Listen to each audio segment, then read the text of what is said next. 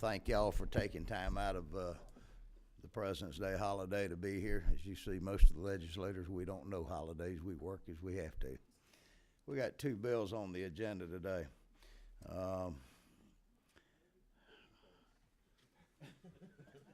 Representative Collins has been diligent in working with several of the members of the committee. They've done a good job. I think they're on about their third or fourth rewrite of the booting bill.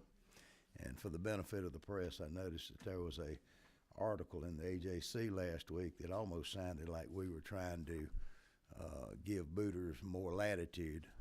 But to be quite honest, that's not what the intent of this was. This was to standardize some things across the state and to put some kind of control into the booting that is going on right now. Not a very easy subject matter. We've got two bills on the agenda today. First bill is House Bill 809 by Chairman Hitchens, but I see that he's got his caucus leader back there in the back. Colonel, would you like to come up and present this bill? It looks pretty innocuous, so we can move on just as quick as you explain it, I think. Mr. Chairman, you know that I would never try to sit in the way of Chairman Hitchens or any member, and thank you for the permission to present the bill.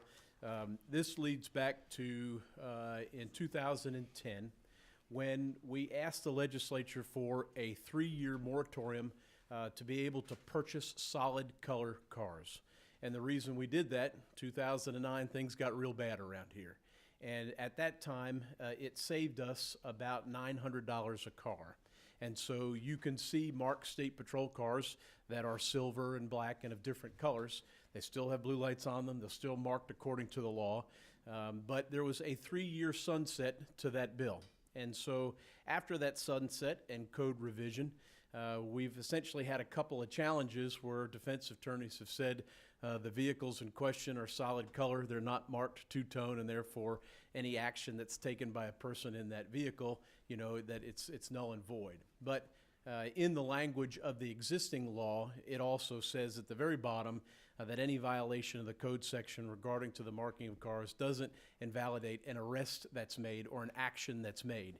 So what we're asking very simply in the words that you see in the bill is to do two things. Give the commissioner the ability in the time of hard times to be able to purchase those solid colored vehicles. In other words, if the economy goes bad and in our process of going through the budget, we can spend more dollars toward cars instead of the two-tone paint. Right now, the two-tone paint costs us about $1,200 a vehicle.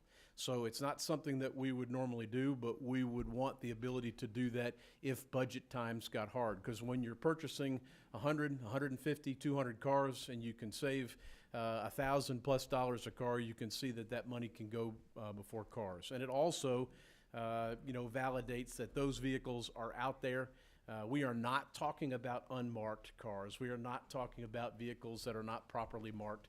You all know that we put burnt orange lettering all over our cars according to the law. So all it is to clean up that issue from the past when the sunset came off and to be able to give the commissioner in the future, if needs be for monetary reasons, to be able to put less dollars towards more cars. Very good. Any questions from any of the committee members? Yes, sir. Chairman Jasper. Mr. Chairman, I've got a question. So I could assume after reading this and listening to you, I don't know this, but occasionally we get constituents asking us about unmarked cars and colors and stuff, that if it's one of yours, it's going to have something on it. So if I see one that's not marked with blue lights in the windows, it's a local or a sheriff's office. Was that not? The code section applies as far as the markings of vehicles for the purpose of traffic enforcement. That's consistent whether you're with the sheriff's department, the police department, or us. But you do have investigators that are with the sheriff's department or the police departments that do not use marked vehicles. Why? Because they're not engaging in traffic enforcement. The law as it exists says that an unmarked vehicle cannot be used on a routine basis to enforce traffic law. So in other words, that investigator who would run across a drunk driver, he's not in a marked car, but he's going to get the drunk driver off the road. Right. So it's to ensure that we're not having unmarked cars in a routine traffic enforcement position doing that venue. I mean, that's how it's worded to prevent that. And to be honest with you, our blue and gray patrol cars are what our employees want. If you brought 800 troopers in here and you gave them the choice between that solid colored car and the blue and gray, about 799 of them are going to want that blue and gray patrol car. And so this is a thing that it's unpopular with our employees when we buy a solid colored car and mark it up. They want the blue and gray cars. Okay. Thank you, Mr. Chairman. Sir. Representative Collins. Isn't it true that the department has won numerous nationwide awards for having those two-tone cars? Yes, sir. We're 2 years in a row. We've had our vehicle named as the best-looking patrol car in the country. Thank you. We're shooting for 3, And and that would be the two-tone blue and gold patrol car. And are those, is that support, is that coming from multiple DUI suspects? Or is No, that no, just no, sir. average No, citizens? I think they're voting for West Virginia. You know what I mean? So yeah. Very good. Yeah. All right, any other questions from any of the committee members? Chairman Hitchens, I'm sorry that I had called your bill up, but I saw the main presenter who could do a good job. As Mark knows, my wife was at the mart and she was late getting back, so. Do you have anything you wish to add to your bill? No, I think it was, and I was the commissioner when this all happened, and Mark's probably already explained, we lost $20 million in 1 year, and we were faced with the proposition of losing 150 people. And when you buy about 250 patrol cars a year, $500 a piece is a pretty good saving. I think he told me the other day it's up to $1,300 a car now to paint them blue and gray, so. We did it in the interest of saving public monies. Very good. All right, number 27, is that Representative Frazier? For being late, we're at the AKA Day at the Twin Towers. So can you just briefly tell me what I'm about to vote on, a solid color car or two-tone gray? I mean, two-tone colors, 10 that's all. seconds. What you're doing is voting on that you're solidifying that the cars that are out there that are already painted solid are valid to be there. And then in the future, you're giving the commissioner the ability that if budget times get hard, that he can purchase more outside of the requirement of a two-tone All right. to save money. Thank you. Any further questions from any of the committee members? Does anyone wish to be heard on this matter in attendance today? No, I see somebody fanning themselves back there, so they must be having hot flashes over the idea of a two-tone car. Anyone wishes to be heard? If not, what's the pleasure of the committee? We have a motion, we have a second. Any further discussion? Any subsequent motions? If not, all in favor say aye. Aye. Opposed? And the ayes have it. Thank you, Mr. Chairman. Colonel. Thank you, Colonel. All right. Next up, we've got a bill that has been, there's been an awful lot of folks that's been working on it. I think that Representative Frazier, didn't you work with them on this bill? And Mr. Holcomb and several members have been working on this bill with Representative Collins. I want to thank y'all for your diligence in that. I want to thank Representative Collins.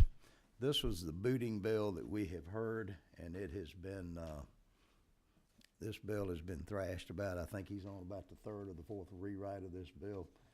There's nothing simple about trying to hem up a practice, a business practice that needed to be hemmed up.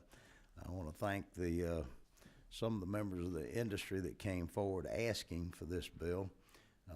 And for the benefit, as I had mentioned a while ago, recent AJC report, there's nothing in this motivation is trying to loosen up anything for this type of practice. It's really to put some controls into it. Several things that we recognized, if y'all might remember, was at some of the testimony given that some of the cities and the counties banned the practice of booting in their jurisdictions. but others use it as a tool for parking. This deals with parking on private property. And I'm going to turn this over to Representative Collins at this time and let him go over it, and let's see if we can do any more perfecting to this bill.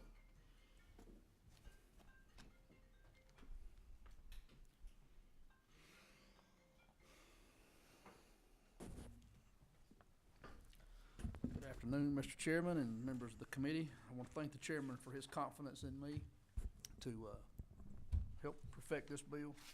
Again, I want to say to the members of the committee, this bill may not be perfect and may not get perfect, but I think it's going to be a lot better than what we are living with currently, given some of the testimony and some of the things that we've heard throughout the vetting process and hearing from those individuals who've been affected by this.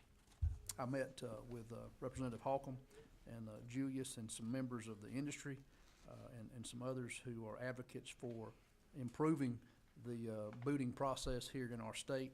And we've present to you here LC 4114449S. If you'd like to take a few moments and look through the bill with me here, we have it lined out specifically some things that we feel that will make booting more open and transparent and more friendly to the consumer. If you'll go down through the bill, obviously on the first part, it outlines terms associated with booting. If you look at sections, lines 28 through 44, that deals with the private property issues. This booting that we're talking about is on private property only. It doesn't have to do with booting on public property. It shall be unlawful on lines 46 through 53 for an operator to regulate or to have a license to operate if they're a felon over the last 15 years. So you can't just have anyone operating without a license or having a felony. If you'll skip over lines 60 through 66, it talks about the fees associated with having the permit. This would be, of course, regulated at the local level. Those who want to be a booter would have to have a permit from a local governing authority. If you skip over on lines 92 through 100, it talks about the fact that if you own a lot, you can't be compensated through gratuities or tips or things like that for a company coming in and booting on your property. This is strictly an enforcement bill that deals with those who are going to be enforcing the booting. On lines 100 through 117, it talks about the ID necessary. One of the things that came about was the fact that you needed someone who had an ID, identification, a uniform, a marked vehicle that was imposing these boots on the cars. So it makes it readily available. It's not just someone pulling up in a pickup truck or a Toyota Celica putting a boot on a car. You're not just dealing with someone who is in blue jeans and a t-shirt. They have to have ID, uniform, those types of things. Over on lines 121 through 127, it talks about the fact that if you're booted, you call a number and you speak to an operator and you're able to get response, 24 hours a day, 365 days a year. That way, people who are booted in these shopping centers and malls and things like that, they have some recourse that they can call and get that device taken off of their vehicle expeditiously in a timely manner.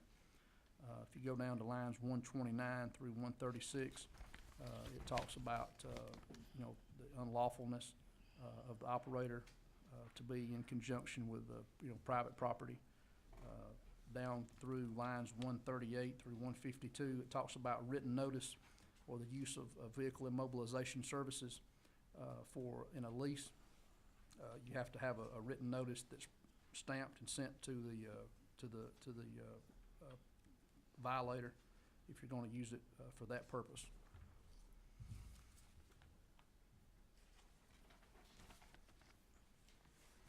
On lines 156 through 160, it talks about if you're going to put a boot on a vehicle or you do put a boot on a vehicle, you have to affix on the driver's side window a notice saying that the vehicle has been booted. That was one of the things that came about through this process, is the importance of making sure that that sticker is placed on that vehicle if in fact the booting has occurred on a passenger side. So the owner of that vehicle will not try to move that car. On lines 165 through 170, it talks about the amount of time that is taken for an operator to fail to arrive where a motor vehicle was impounded within an hour of being contacted. There's some recourse there for the bootee, I guess I should say. I'm just so eloquently borrowing your words, Representative Frazier. Let's see, Mr. Chairman, if you go over to lines 192, 193, it talks about the fees associated with this. One of the things that was brought up, and we have looked at this. I don't know that everyone is in agreement, but given the fact that we're adding some language in here to make this more accountable and credible, the fee of $85. I know there's been some pushback from some members about that, but I would just like to remind everyone that, you know, when you have an industry out there that's having to respond 24 hours a day, 7 days a week, 365 days a year, you have some expense associated with that. We're requiring these people in this industry to have, you know, $1 million commercial liability policy, an umbrella policy. You know, you're having to have a vehicle that's marked, you're having to have staff that has a uniform. So we're bringing some credibility to that, you know, and again, the $85 fee is a lot less than if you had a car towed through a tow service. So, you know, keep that into consideration. I know there's been some pushback from some members, and that's what we're here today to vet that. So, you know, if you want to put an asterisk by that so we can debate that when we get finished, that's certainly fine with me. If you go on down to lines 211, it talks about how we have to have signs at the entrance of the lot.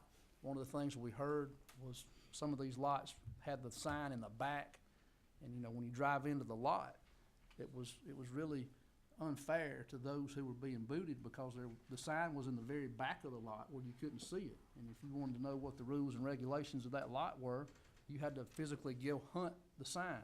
So this is some legislation that we thought, or some language to write into the legislation to make it a little easier for those to see. It also designates the size of the sign, what has to be on the sign. Back on page 8, it talks about the enforcement and the warning, and it's very specific in the language there, and that was done to protect the consumer, to make sure that people know when you drive onto a lot that, you know, this lot is going to be enforced with booting, and it makes it very clear. And I think that's some language that was desperately needed. So, you know, Mr. Chairman, the rest of this is pretty self-explanatory in nature, and has been vetted thoroughly by different members. And again, I think that there's some different members of the committee who have their own ideas about some of these issues. But what I present to you today is not perfect, but it provides a much better process for our constituents in our districts and for the people of Georgia. Without this, we're going to continue to see problems throughout the state of Georgia. All right. Very good. Thank you, Representative Collins. If you would, just keep your seat and let's let some of the committee members see if they have questions. Any of the committee members?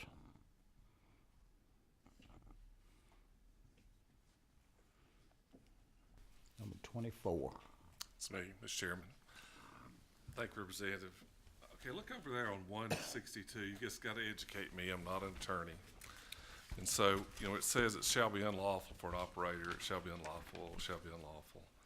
So what is their recourse? Is it in magistrate court where they would go make a claim against a booting operation?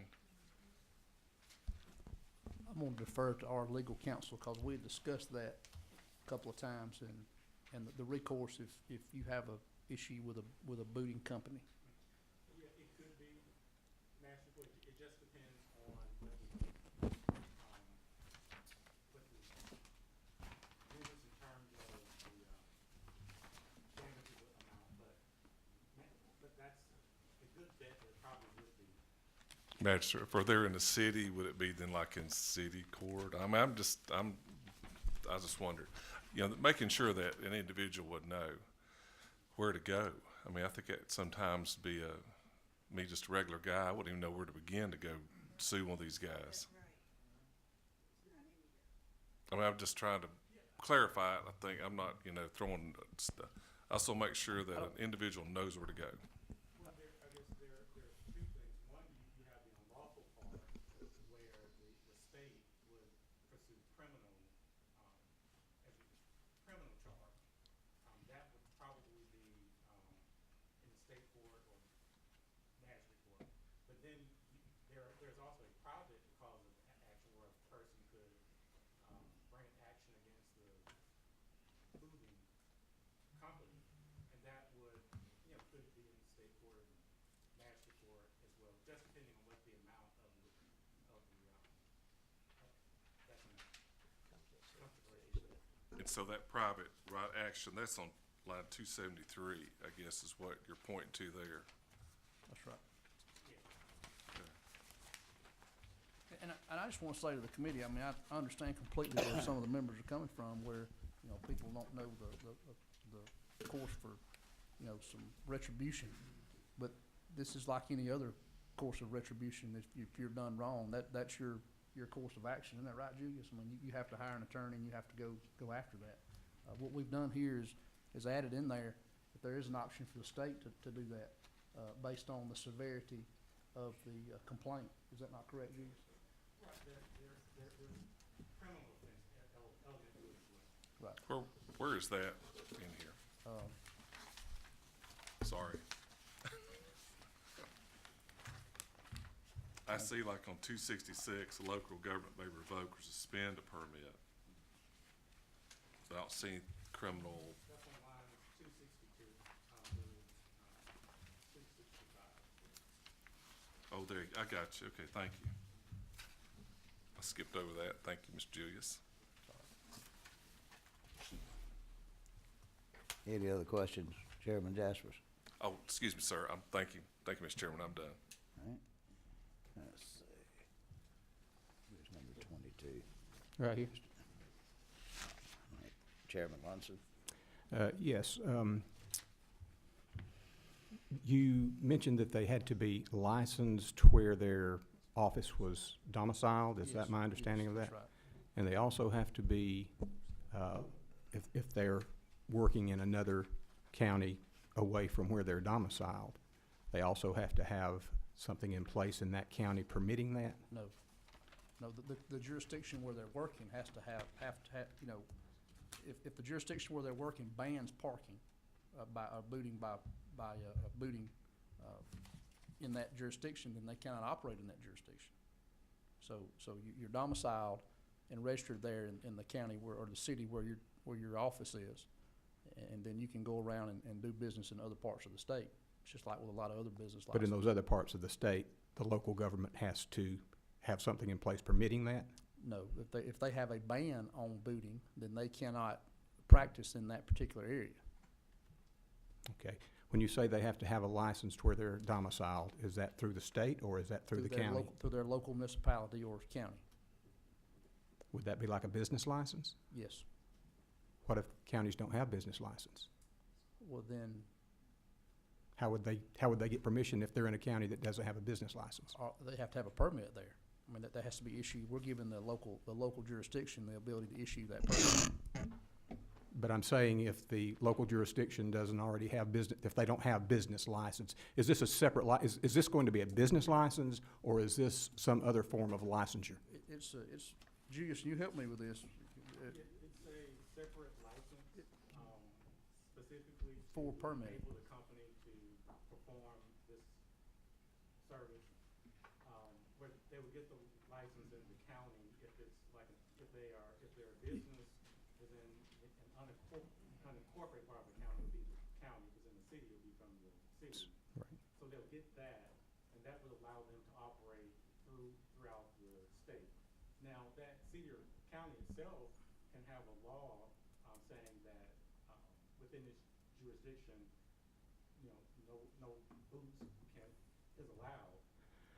But issue, but that would not prevent them from issuing a, permit for that person to practice elsewhere in the state, as long as that other city or county has not prohibited. And you can see that specific language in 60 through 66 where it talks about the regulatory permit. I might say the purpose of this was, you know, there were several thoughts in there. One was to register them with the Secretary of State's office. One was registering with the Department of Public Safety. Quite frankly, that's going a little bit over to create another level of bureaucracy. So the thoughts that we had on this was, why not let them get their business license as a booting company from the jurisdiction of where they're domiciled. Now, I didn't look to see if it's in here, but my suggestion is also that in the course of their actions, if they are doing business, they need to have a copy of that so that they can show the jurisdiction where they're doing business that they in fact do have. Is it in here that they have to have that copy It is. with them? This is probably for Julie. So do you know how many counties in the state prohibit this practice? We heard that information, but I'm not sure who provided it. We have someone, Yeah, we have we local have those governments who give represented. testimony to that. 5 counties, did you say? We have, Thank you. Let's see, Ms. Frazier? Yes, sir. Thank you, Mr. Chairman. I'm kind of scanning over this bill. I still do not see a lot of consumer protection in here.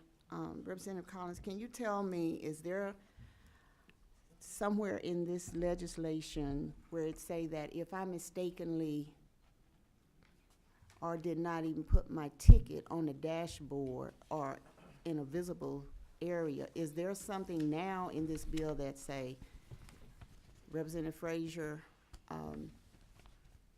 if you can show proof that you had your ticket,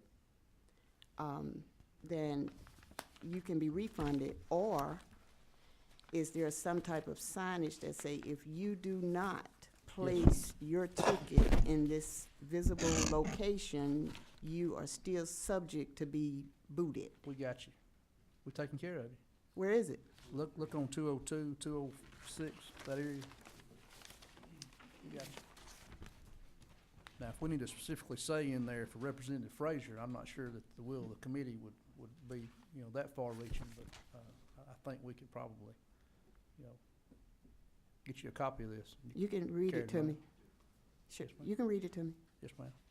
I can read what to you? 202.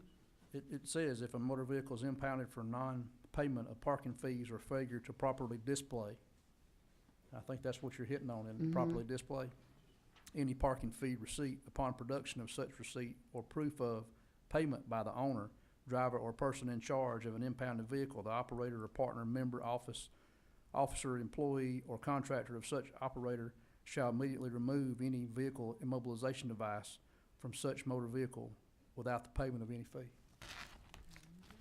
Okay, and then, So I Mr. think that Chairman, Yes, I ma'am. have another question. You still have, I still have heartburn about this $85. Gotcha. So can you tell me exactly, and maybe not you, maybe someone here that's in this business, what does this $85 entail, and why is this magic number not 50? I mean, I know we're trying to make money here, and I know we have equipment we have to maintain, Yeah. but why is it $85? Well, I think that we can hear from some of them in the industry that can help justify that fee. Again, Mr. Chairman, I would just say that I think that has been a point of contention among members of the committee, and I don't know what the answer to that's gonna be. I can say that, you know, looking at it objectively, that the $85 seems to be fair and just to everyone when you look at the alternative, which is record fees. I mean, if you were in a lot and your car was towed, a record fee is gonna be a lot more than $85. So, you know, I don't know that I have the answer to that, but I think that there's some people here that could bring some testimony to justify that. Mr. Chairman, yes, ma'am. Representative Collins, can you also tell me if I come out and my car is booted when I left, my tire wasn't flat, but when I came back out with this boot on, I got a flat tire. So who's responsible for this flat tire? Am I gonna have to call my insurance company, my tower to come out once I get the boot out to get my flat fixed? How you know the boot didn't give me a flat? So tell me in here, where is that at? For I don't- protection of property. I don't know much about that, Ms. Frazier. That was something that hadn't been brought up yet. I'm bringing it up. Yet. That was the key there, yet. That had been brought up yet. I don't know that we discussed that.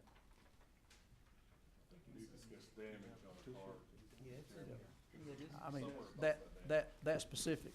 Now, I don't know that you wanna get into the whole fact about the, I mean, I don't know about that. I just wanna know who's gonna buy me a new tire. I think if you look on 178, you can Okay. see. Let's that look on there- that there's 178, some Representative specific Howard. there. I don't know about getting that specific. I mean, I'll be very honest with you, but if you look on 178, it says the application of a vehicle mobilization device damages a motor vehicle, the operator shall pay the cost of repairs for such damage.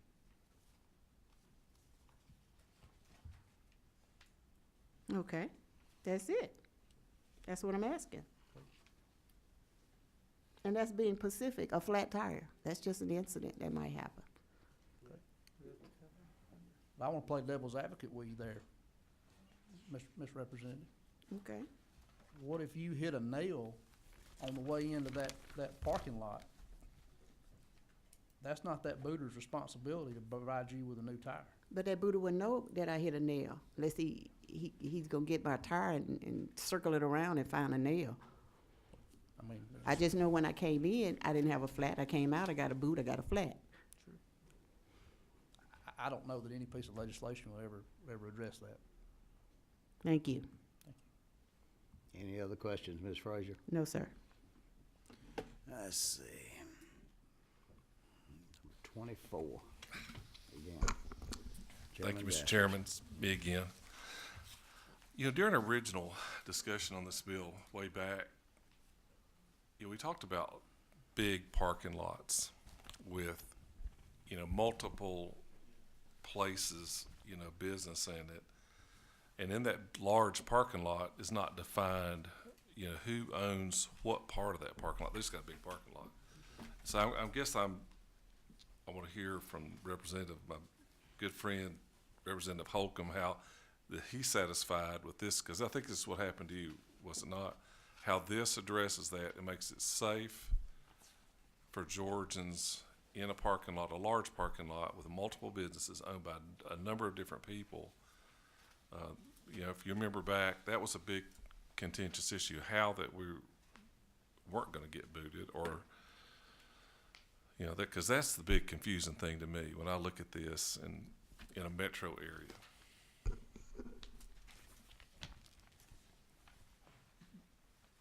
You wanna hit on that, Scott? I think that the proposed solution is found in the signage, and specifically lines 230 to 235. And the intent behind it is if it's clear that it's a shopping center, then they can say just the shopping center. But if it's not, then they have to list out what the specific businesses are that you can visit. Otherwise, you're at risk of getting booted. Mr. Chairman, can he and I discuss it? I guess what I'm asking, you know, like in the case if I'm in one business in a big parking lot and it's designated this little section, can it be just for them? And then if I go 3 doors down to another to another place of business, do I need to move my car down there, or is it? That was I think that was our question the first time we heard this bill.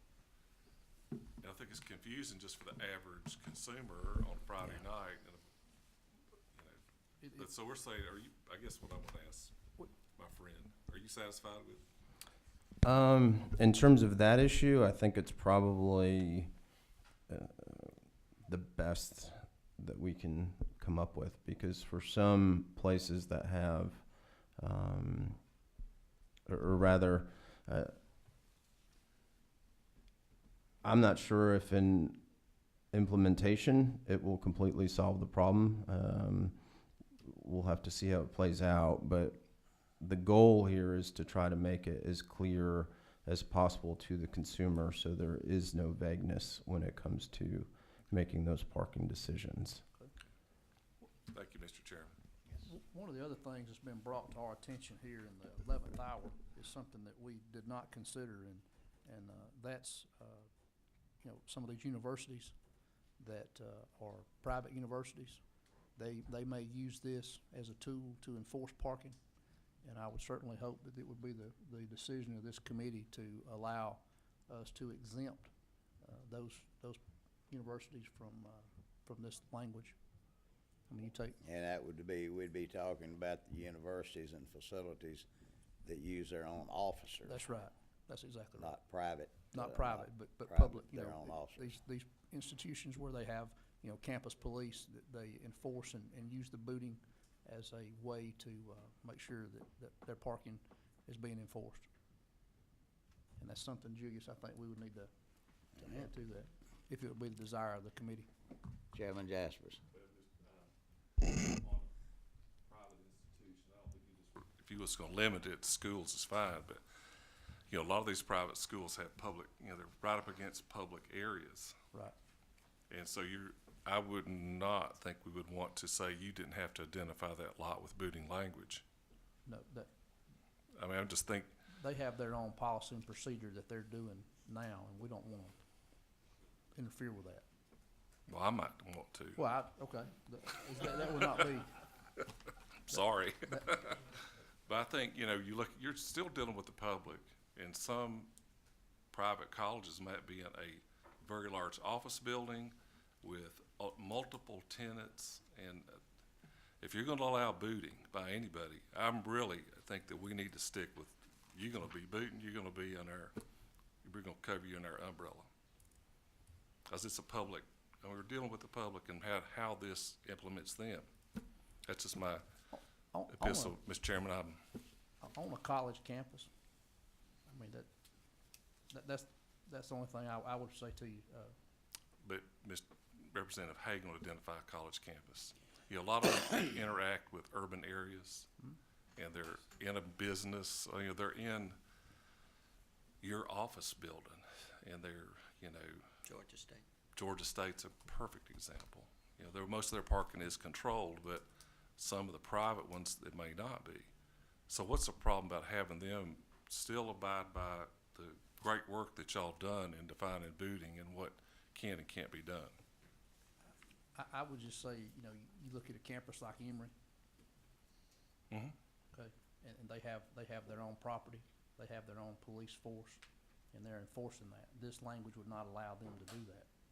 Well, my opinion is it needs to allow them to do that. It needs them, if they've got a parking lot, if you've got a parking lot, I feel you need to be a part of this. The way this is written, you know, you can't own the lot and enforce the booting yourself. I mean, we're drawing a distinction there in the public sector that, you know, if you own the lot, you know, you have to contract out with another party to do that, because we don't want to make this a profit for those people who have those parking lots, those commercial parking lots. So, you know, essentially, this legislation would really put someone like Emory at a disadvantage there.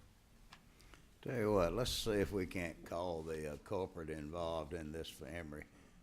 And Mr. again, this Edge, would was you just- mind joining Representative Collins at the table? And I completely understand what you're coming from, Representative, about the Georgia State situation. This is different. Over at Emory, at Emory, of course, they own the property. Yes, sir. They have physical control of the property. Yes, sir. And it's their officers Correct. that are doing Who do the the booting booting. over there. Yes, sir, that is correct. Do they have signage on the property? Yes, sir. And the problem we've got is if you look at line, I think it's 41 on page 2, going back to what Representative Collins was just alluding to, this bill specifically says if you own the property, it's unlawful for you to own the property or the parking lot, for instance, and also operate the booting business. And so in the case of Emory, and I'm sure a lot of public and private universities and colleges, they own the property, and they have their own police force. The other problem is some of the other provisions of the bill deal with what you've got to have on the side of your car, identifying you, your business. You've got to have a specific uniform, that sort of thing. That would also run contrary to the way I think the colleges with their private security forces and police forces do. So that would, all those would be a problem from our standpoint. I know this is a difficult issue, a delicate issue. I commend the work that the chairman's done and Representative Collins has done on the bill. And I apologize being a little late to the party here on this, but this is just something that our folks, we represent Emory, brought to my attention very, very recently. And so we want to see if the committee would consider an amendment that providing basically that the provisions would not apply to any public or private university or college. Representative Jasper, I understand your point on that. But I think the way the bill's drafted right now, that's going to be a major problem for us in terms of trying to enforce our parking. And I will tell you, our policy, I inquired about our policy. They do not boot, this is Emory's policy, do not boot until there are more than 3 citations. If they do boot, if they have to, then if the person comes in and gets a permit, typically the charge is around $80 or so. If the person comes in and gets a permit, oftentimes they'll waive that fee. They're just trying to get people to comply. They're not trying to make revenue on this sort of thing. So we would ask the favorable consideration by the committee of that. I just think from a practical standpoint, it's going to be a problem for the colleges and universities otherwise. I'll be glad to answer any questions. All right, let me go over to Representative Jackson. He's been 28? 28, yes, sir. Yes, sir. Thank you, Mr. Chairman. Representative Collin, I think when you answered Representative Jasper's question, kind of fit in with what I wanted to ask. I got booted one time, and the reason I was booted, I wasn't illegally parked. We shopped too long. My wife didn't come back in time, and we just spent too much time shopping. We were in this, as Representative Jasper said, we were in this big parking lot. In Sandersville, we don't have them that big. They're kind of small. So we just saw this big parking lot. We found a park, and we shopped, and we also ate, and we got booted for staying too long in the parking space. And I'm reading the section on signs, and I don't see anything that says that they have to warn you that you can't overstay in a parking space. Well, that's what we got booted for staying too long. We didn't know, and it might have been in that Ponce, the shopping center across from Ponce Market, that I understand it's 2 different entities there now. That we didn't know that.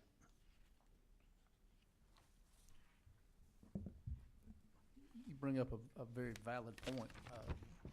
Julius, we didn't discuss any time constraint.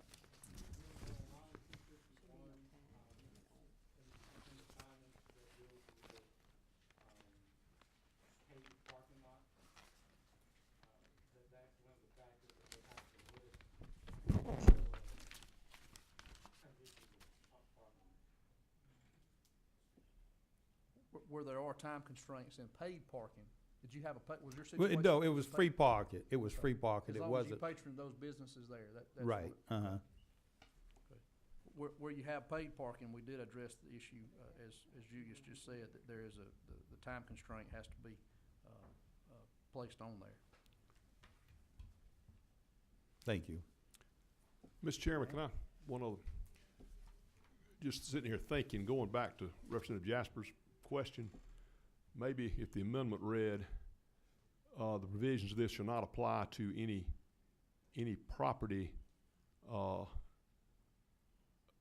booting operations on land or property owned by the public or private university or college. That way, if they're in an office building, they're not going to own the office building most likely. They may in some occasions, but if somebody else is probably going to own those, they're going to be leasing space. That might narrow it down a little bit for you. Just a suggestion.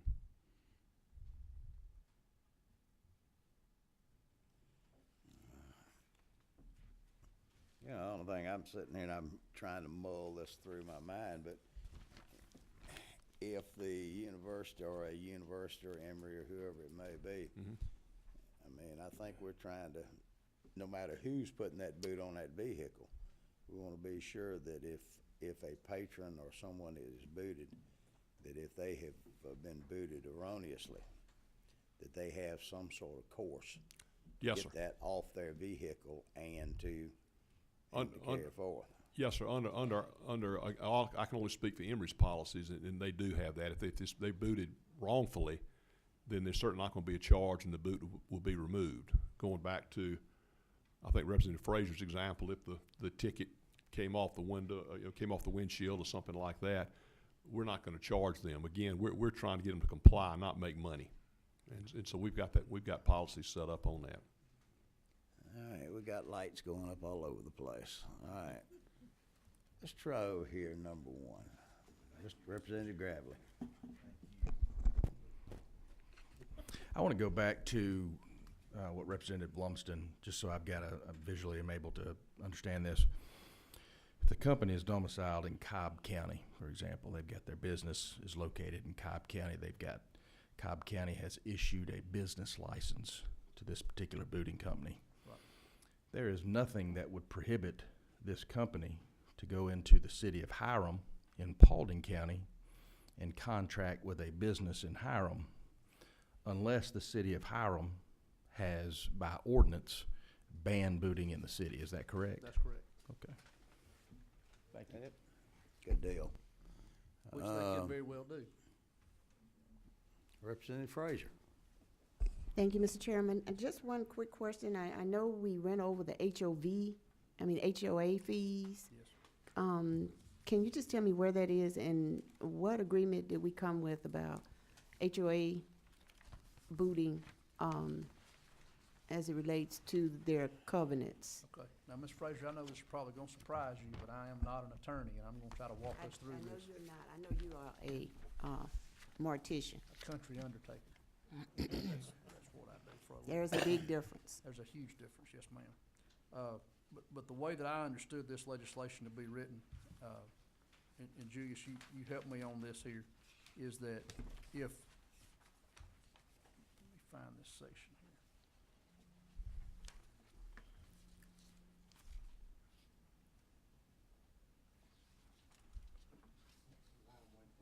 Okay, right here. If during the closing or purchasing of the property that you own, What number? it's on line 128 through 137, I believe. It's in there that talks about the private property, lawful lease, managing agent. The way that I understand this language to be written is if it's specific in the documents at closing, and you agree to that, when you purchase property, lease property, buy the property, then they can boot you in the HOA organization. Isn't that correct, Julius? Right, if, I guess, two things have to occur. One is that in the lease, it has to state that they have the right to boot. Or if it's a condo or townhome or, The declaration. I guess a condo and bylaws, it has to state that there is a right to boot. So that's step one. And then step two, before they can do that, they have to, send you written, Notice. right, to state that you have 30 days to move the vehicle, and then they can boot. So it's a two-step. And that's in line 138 through 149. Okay, I just needed some clarity on that, because the conversations we had last week, we were totally against private booting. And condominiums and townhomes are homes, they're private property. So unless it's actually in that lease or covenant specifically, Right. Then they just can't come on your property and boot you. That's right. Okay. And that was one of the things we wanted to consider in this legislation, was if you agreed to those terms and conditions, we did not want this legislation to prohibit that. I mean, if you sign on the dotted line and you agree to that, then we didn't want legislation that was gonna circumvent that process and take away those rights from that management company or property owner, if you will. Okay, thank you. I just wanted some clarity. Thank you, Mr. Chairman. We got lights flashing everywhere. Mr. Holcomb. Thank you, Mr. Chairman. One practical question, and I'm sorry I didn't catch this when we met or over the weekend when I worked on this. And it's the issue of if you get booted, what is your remedy if the boot company arrives back in, say, 90 minutes or 2 hours? And how do we know whether or not it's been, well, I guess the way that that would work would be from the phone call, and that would be tracked in terms of the timing to the company, since they have to have 24/7. But then the remedy would be what if you're late? Do you have to pay and then you'd have to sue under that provision, or do you get the boot removed for free, like if they make you wait around for 2 or 3 hours or something like that? And that would be lines 165 to 167. Julius, I think that might be a better question for you to answer on that.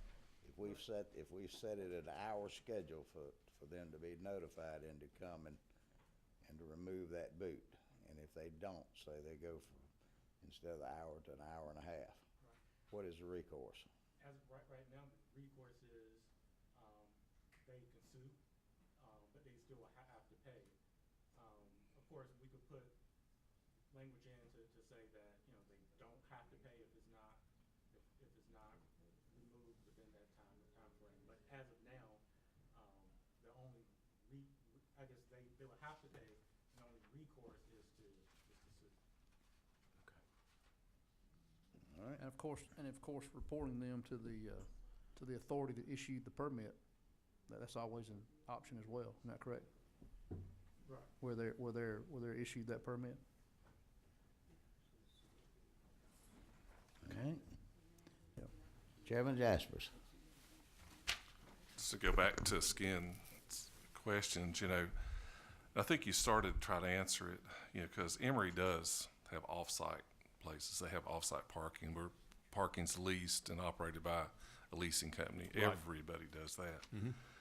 And though you're a noble and fine organization, where my son-in-law works, I still think that you should have to follow the rules of notification by sign.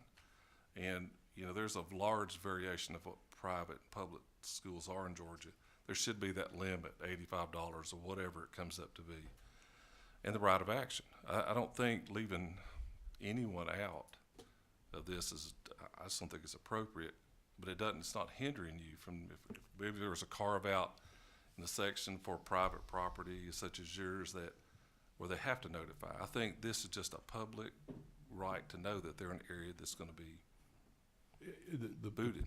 I understand exactly where you're coming from. The problem is, again, if you go back to line 41, it specifically says it would be unlawful for us to own the property and do the booting with our private security force. I appreciate that, and that's why we're here, is to fix stuff like that. Yes, sir. If we need to.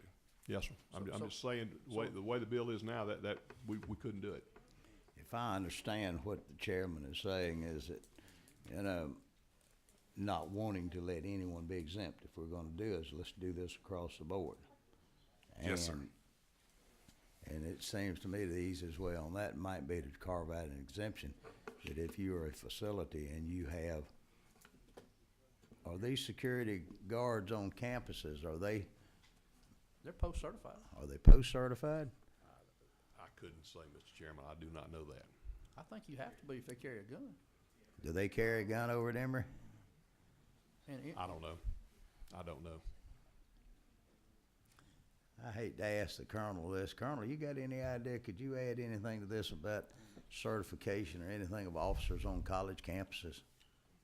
Emory specifically, yes, they have a fine police department, and they are post-certified and they do carry a gun. They are post-certified, as I think most of all of the college and tech school campuses are.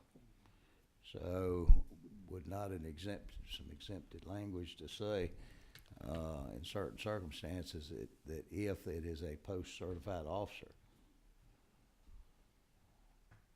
and then let them fall into the rest of the Yeah, still have qualifications. to abide by the rule, but just Exactly. exempt them and not have to have a third party be the one to enforce that booting. I think, does that make sense, Chairman? Yes, sir. Jaspers? We I think we what could we're do saying, that. I think what I'm saying is that if they've got their officers, let them live to the same rules that we're talking about.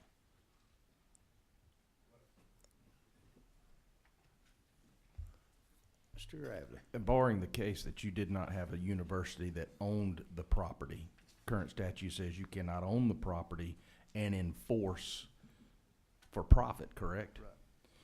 So if you had a university that owned the property but yet did not have post-certified law enforcement that was over parking, they just had parking attendants that were going around and giving parking. So you'd have to take that into consideration as well. If the parking attendants didn't care, they just rode around in like a side-by-side or some type of golf cart situation and were issuing parking citations or whatnot. They weren't post-certified, they weren't considered law enforcement, and they didn't carry firearms. Mr. Chairman, Agree. I'd also add, you still got the issue about the signage on the vehicles, the uniforms that's laid out in the bill too, that might be a problem for us. Well, that could certainly be, common sense could mean, if you got a police officer, I'll be there, be a campus police officer. That exemption could be drawn into that vehicle signage and uniform. Oh, absolutely. Since they're already wearing a uniform and the sign. Yes, sir. No, And, absolutely. All right, let us move to a few others, and I think Mr. Gravely and Chairman Jaspers are gonna work together, because we will be taking a break for members to wrap their hands around this before we move to the next stage. Yes, sir, Chairman Clark. In dealing with the whole private universities, Yes, sir. could we just change the definition on line 21 of private property and add in there not to apply to private universities where they have their own law enforcement? Like, you could change the definition of private property and then none of this legislation even applies to private universities. If you, Question is, a do you public want- or private university, if you change the name, if you changed the definition of private property, to exclude universities, you've remedied that whole definition. It's no longer applicable to the universities. Just a suggestion or thought. Julius, I would defer to legislative council on that, but Maybe, And I think that'd be the will of the committee, whether they want to exempt universities and the such. if Chairman Jaspers could take a Alka-Seltzer and swallow it. All right. Mr. Holcomb, are you number 19? Oh, I'm sorry. Mike, I'm so sorry, brother. And you may not know the answer to this, and maybe an attorney or somebody here may know. What do we do now for people who have an inability to pay if they get booted? I know we got cash and credit cards and all this. What happens now? I think I'm just imagining. We're talking about colleges and college kids now. What happens if these folks don't have money to pay the booter at that time? What's the course of action?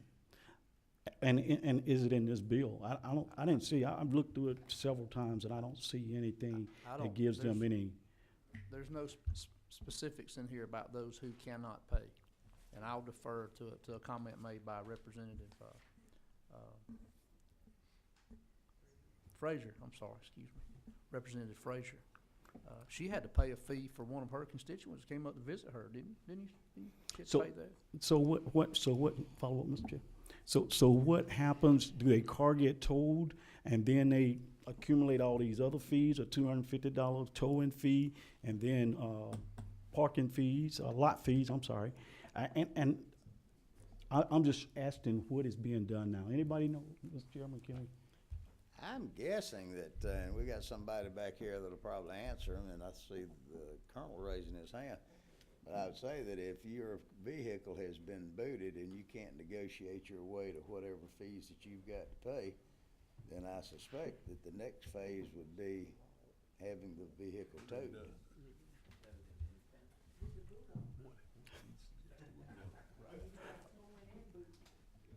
Yeah. The vehicle will be towed and it'll be stored, and as the funds accumulate, if they don't find the means to satisfy that, the vehicle will be sold and money applied to the fees, and then whoever the owner is gets the remainder of the money. So the vehicle becomes collateral for them.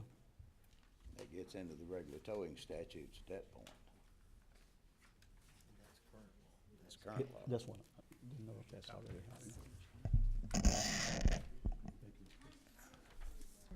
Ms. Taylor? Thank you, Mr. Chairman. I had a couple questions, and it sort of centers around this. I can't get over that somebody is seizing somebody else's private property, and it's not law enforcement. I get it. You are parked someplace, you overstayed. We had the incident a week ago where they had actually paid the parking meter, it just was not on the windshield. A private person or company is seizing somebody's private property. Where is the due process? I don't see how we're allowed to do this at all, whether it's public or not. And you mentioned something about the money, it's not to make money. Who gets the $85 or whatever they're getting right now? Where does that money go to? I think that Mr. Edge was being specific about Emory University. Okay. They're not in it to make the money. They want to enforce the permit that, you know, you're supposed to have on the car. Mhm. And he gave some examples of them giving money back or not charging. Just don't charge. Just not charged for that. But now, in the other situations we're talking about, that $85 goes to the booting company for, you know, for the service that they're Okay. providing to that. It does not property go owner. back to the property owner in any way. They don't get money. No. Okay, thank you. Mr. Chairman, just one other comment. A quick look at this. I think Representative Clark's suggestion would probably address our concerns. All right, let's see. Anyone else on the panel? Let's see, we have, Matt, and I'm sorry I can't read your writing. You write bad as I do. Matt? Oh, yes. How are you? Now, do you remember our conversation? I am. I will be very quick, ladies and gentlemen. The gentleman has been of a lot of help to this committee, but he is long-winded. Well, there's a lot of work that needs to be done. If you could give us, Doing this to listen. now, have you seen a copy of the substitute? I requested a copy, but have not received it, but I All think right. there's some minor changes. However, my comments though, while I may have some specific feedback, I'm gonna talk more generally, and that is, we recognize that this is not a perfect bill. However, I appreciate the committee's willingness to listen and hear us out and get to what I think is a better bill. Here is the issue. As currently written, this bill will legalize booting statewide. Right now, there are 6 communities that allow booting, there are 6 communities that ban booting, and this will bring booting to 159 counties and 535 cities that didn't ask for it. So what I would suggest is that make this bill, make an amendment that says booting is unlawful unless authorized by local ordinance over the jurisdiction that the parking lot is located. Then we could give us a year to work with this. Let's come back next session with a better bill that does address some of the problems that we're addressing and say, okay, now we think we have a better handle on this. There's a consensus of what works, what doesn't work, because what I can tell you is those 6 communities that currently do ban, that currently do allow booting, they got big, big problems. And they're trying to work through them themselves. You're gonna put fire on this problem by making it legal statewide, bringing it to South Georgia, bringing it to Middle Georgia, bringing it to North Georgia mountains. People are gonna get hurt. And the reason why is because we don't have clear guidelines for what is and isn't supposed to happen, where and how. This is a bill that makes efforts to remedy some of the extremes. However, currently booting is illegal everywhere except for those 6 communities that allow it. And all of this litigation, all of this legislation that's coming up arises from problems in those 6 communities. The solution is kind of simple. Just say, we're only gonna allow booting, and we're gonna do it step by step, and this first step is the community has to say, we allow booting. Second, I don't think that the penalty fits the crime. The highest parking fee that I'm aware of is around $20. Why not make the fine for booting double that? Make it 40. Is it cheaper than towing? Yes. But is it more expensive than some non-moving traffic violations issued by cops? Yes. The correct comparison here shouldn't be to towing. The comparison should be to non-moving violations that people get things like tail lights and no tag lights and things like that. Make it comparative to that. Finally, you guys are making a special debt collection tool for landlords and HOAs. This isn't taking away rights and remedies from HOAs and landlords. You're giving them something that they didn't have before. You're making them debt collectors and giving them a debt collection tool to collect unpaid rent and unpaid HOA fees, and currently as written statewide and saying, look, we're gonna seize your personal property if you don't pay a debt. There's an entire body of landlord-tenant law that I don't know anything about, but I'm gonna bet you're gonna really mess that up, and we're gonna have real bad legal problems arising from authorizing debt collection through seizing private property. Those are my comments. I can answer any questions, or I can move on. I say first, your first commentary, we've got some folks from ACCG and GMA, and, you know, I'm sitting there and I listened to what you had said. You're saying that we're legalizing something that's not already legal. Correct. There's no laws on the books that prohibits this, so it's already legal. What we're trying to do is to rein this in and put some protections in there. What I can tell you is that is not correct. Well, if I'm not correct, then let's see if we can get somebody who's a lot smarter than I am. Would y'all like to come up here with, yes, sir, and who are you? My name is Willie Ellis. I'm an attorney here in Atlanta. I'm defending some lawsuits by Mr. Weddington against Blue. One thing and I like to just be heard this moment. Why don't you come on up here to the podium?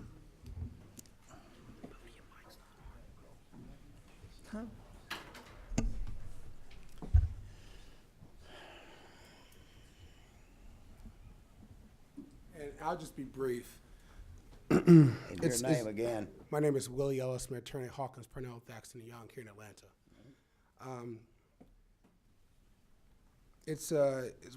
I noticed as we're going through this process, often the committee would defer to Mr. Julius because he's an attorney for some authority on law, and that's the danger of sometimes being an attorney. When we say things, sometimes it's taken as gospel. One of the things the commission picked up on is Mr. Weatherton's statement that's unlawful everywhere where there's no law on it. That's not true. There is no law on it, but that doesn't make it unlawful. The communities have decided to have these ordinances, have decided that they want it, and they've allowed businesses to provide a service. There are many businesses in this city, just Atlanta, that have very limited parking. We've all had to go to the very back of parking lots because there are cars that are in the front of the parking lots. Well, the store owners of those parking lots and people who pay lease and rent to have an opportunity to be in that shopping center want their customers have first access. And so there has to be some type of regulation. That's all that I understand this committee is doing. As far as the landlord-tenant argument Mr. Weatherington brought up, he started by saying truthfully what is true. He does not know how it would affect it. I'm not aware how it would affect it all, but I don't think it would. The landlord-tenant has to do with actual property rights of a tenant inside and not necessarily where they leave their property outside on the property. But to the extent that's the case, you can't just say that there's going to be a problem when there is none currently and they can't point to any specific situations. What we're doing here and what I hear what's going on here is that you're having a bill to actually avoid some of the litigation and some of the misinformation that's out there about what booting is about. There are people who are booting illegally, and there should be some way for us to identify them and to punish them. For people who are doing this for reasons like I talked about the shopping center, allowing their customers have first access to their business and opportunity to park, those are people who we also like to protect as well, and it protects us all. Because if we don't have a way to understand where we can park and also have access to the places we want to go, and we always complain a little bit, but the reality is it's needed. As far as the amount and for the booting, it's my understanding that the amount was calculated, I think in Atlanta right now is $75. So you're talking about a $10 increase above the Atlanta ordinance. That's not but that was also taken consideration, I think, for at least the next year or two, additional costs and fees that may be incorporated into this new process. So I understand Mr. Weatherington's argument about the fees and the costs and whatnot, but it's not based, from what I heard, on any real any real studies or any other things that's been done. And to just put language in here and leave it in limbo for a year is also not workable, because he is right to some extent. There are going to be places where he's going to put up this legislation in a courtroom. And he's going to say, look what I told you. There are issues here that even the state legislature has problems with, and they're going to leave it alone for a year. And to be honest, that doesn't help the public. That doesn't help business owners. That may help litigation. And that's what I believe would happen if you did something that's just a placeholder. I can take any questions if you have some. I'm sure you're gonna have some. Chairman Jaspers. Thank you, Mr. Chairman. So just on your testimony right there, the $75 by the statute in the city of Atlanta is just an arbitrary number. It's not an arbitrary number. I believe that it initially started off as $50. And then over time, it was seen that as costs and the fees went up, there was a reapplication made to the city of Atlanta, and there was a basis for it. And the city of Atlanta approved it at that time. And so the original statute, I think, was in 2004 or 2005, and I think they may have increased in 2011 because of the increase. I'm not really averse an exact reason for the additional $25 for the exact $25 increase. But that is, that was needed then, and it's safe to assume in other situations around the state, it'd be a similar fee that would need to be paid to cover the cost associated with this service. So that number might be $50. We don't know that.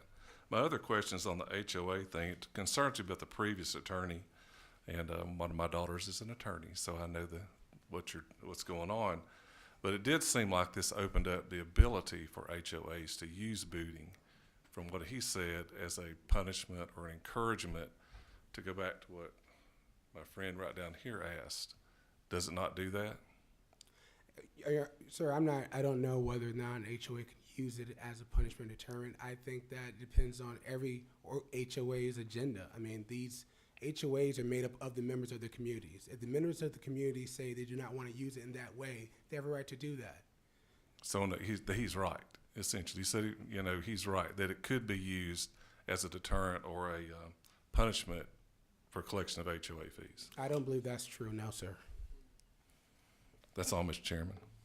Yeah, and if I might add to that too, I'm not sure that's correct either. Because HOAs, I'd heard in the first testimony, something was brought out about some of the HOAs were using booting as a penalty for money being paid, and it was almost like the HOA fees. But if you're a member of an HOA, and say in the case that the HOA has their own parking facilities, if you're not paying, if you're delinquent over a period of time and you haven't paid, then you haven't paid your fees for that parking. It's not like they can say that, well, we're gonna fine you $25 because you messed up the laundry room, so we're gonna go out and boot your car. No, that's not what they're doing. They're using it strictly based on parking. Well, it seemed like to me, Mr. Chairman, that cut off, I'm sorry. The testimony from it was that if fees were not paid appropriately, could maybe not be parking. I agree, I understand what you're saying on parking, but let's say another fee that the HOA could use this tool to enforce the payment of swimming pool fee. I don't know, you know what I mean, just all this other stuff. And I mean, and I have no doubt that we have probably the highest level of intelligence on this committee of any committee in the legislature, except possibly the Rules Committee. Here, here. Yep, Mr. But, if there's some language in this process that we need to address, I differ with the learned gentleman, the attorney. It's not my intentions of putting this bill forward so that we can come back next year. No. We can certainly come back next year, but if we can perfect this bill, which means all of these little issues that we're talking about, from the university system to HOAs to anything else, if there's language that needs to be put in, then any member can put forth an amendment at the proper time, and that's what I would certainly encourage y'all, because I'd like to see this legislation go forward. Now, I'm gonna reiterate, as the first principal author behind Mr. Collins, that my first thoughts, and I think I had said this at the subcommittee meeting, that there's no intentions that we pass anything that's going to be to help or to hurt pending litigation. And I said to help or hurt. I don't want to put anything past anything that's going to give cause to help future litigation. We're supposed to be doing this to clean up some of these acts. Now, I disagree somewhat with what was said, that we're not legalizing a process. This process is already legal statewide, except for where it's banned or prohibited, I think. And I'm not an attorney, but I think that it's a practice that already goes on, except in certain jurisdictions where that jurisdiction, political subdivision, has specifically banned it. Now, am I right or wrong? Mr. Gravely, you're sitting there waving your hands, and you're the closest thing to a non-lawyer I know. Thank you, Mr. Chairman. You know, I do, that's a question I'm trying to unpack in my mind, is one attorney saying it's not a legal practice in the state of Georgia, and then the testimony of the gentleman at the podium says that that's not true. It is a legal practice. Going back to, and maybe one or somebody in the crowd can ask, currently did you say there were 6 counties or municipalities that allowed for the booting? I didn't say that. Mr. Weathington provided information. Or how many county, where is booting currently going on? What jurisdictions is booting supposed legal currently right now in the state? Well, let me just say this. I did not plan to speak today. Absolutely. And so I didn't plan to Let me prepare. ask you, Willie, if you might step aside and let's just for a minute. I think We've got two distinguished folks that represent cities and counties. Let's see what they can add to this. Because I got a follow-up to that. All right? And Willie will be right back. Yes, sir. So Kathleen Bowen with ACCG. I'll just clarify because we keep hearing different numbers. There's 5 counties that currently ban the practice of booting: Cobb, Clayton, Cherokee, Gwinnett, and Macon-Bibb. There are some cities, and Rishi can speak to that. This bill currently allows counties to keep their ban in place. It allows them to pass stricter ordinances than the one laid out in this bill, and it allows them to ban the practice altogether. I'm comfortable, ACCG is comfortable with allowing governments to ban it if they want to ban it, and this legislation, in its current form, allows that. Kathleen, are you an attorney? No, sir. Well, then you might have a little bit more to help me with this. The gentleman that's representing some suits over there said that this bill that we're legalizing booting, it's already legal because it's not prohibited. Is that not correct, except by the local jurisdiction? Rishi is an attorney, so I Rishi? can pass it to him at this moment if you're okay with that. Hi, bus. Going right under it. Rushi Patel with the Georgia Municipal Association. Honestly, I can see both legal arguments, and I'm not going to lie about that. I can see both legal arguments. I think that's why they're in litigation. They're trying to figure that out. So I can see both legal arguments. To me, that's not really the point of y'all as a body, though. You're a legislative body. You're trying to figure out what's going to happen in the future. You're trying to set minimum standards, which is what I believe the bill is attempting to do. And you're trying to allow local control, which, again, believe was what the bill is attempting to do. I agree with Kathleen here, is what we're interested in is there are local governments that do prohibit this. And we want to retain that ability for those local governments. And, you know, I'm looking at this list that I created. It looks like College Park, Cumming, Douglasville to most extent, East Point, Kennesaw, prohibit. And there may be more.